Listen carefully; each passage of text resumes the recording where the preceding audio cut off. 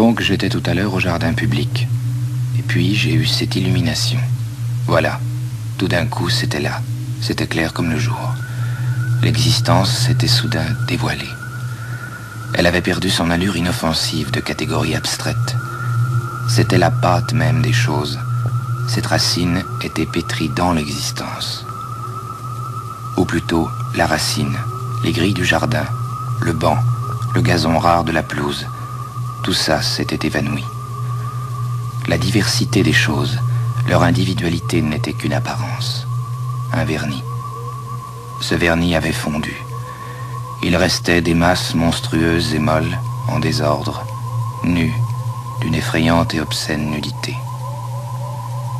Si l'on existait, il fallait exister jusque-là, jusqu'à la moisissure, à la boursouflure, à l'obscénité.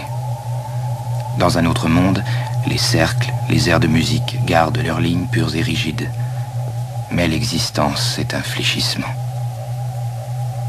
Nous étions un tas d'existants gênés, embarrassés de nous-mêmes. Nous n'avions pas la moindre raison d'être là, ni les uns ni les autres.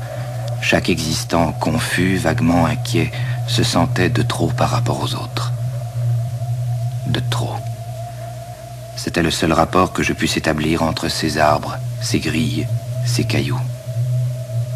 Et moi, veule, alangui, obscène, digérant, ballottant de mornes pensées, moi aussi, j'étais de trop. Les arbres flottaient, un jaillissement vers le ciel, un affalement plutôt. À chaque instant, je m'attendais à voir les troncs se rider comme des verges lasses, se recroqueviller, échoir sur le sol en un tas noir et mou avec des plis.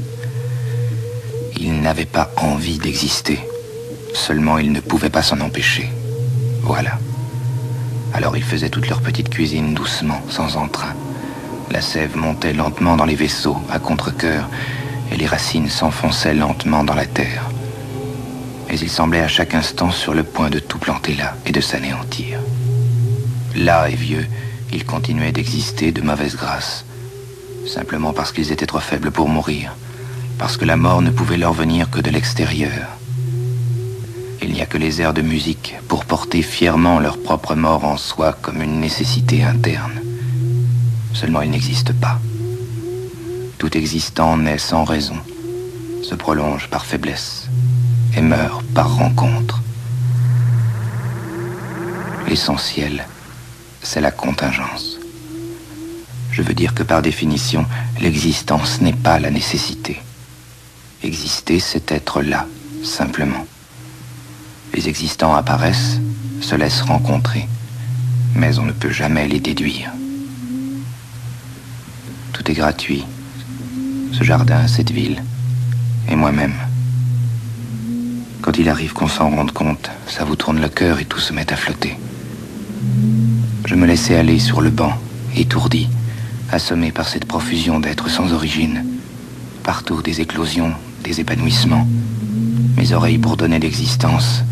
Ma chair elle-même palpitait et s'entr'ouvrait, s'abandonnait au bourgeonnement universel. C'était répugnant.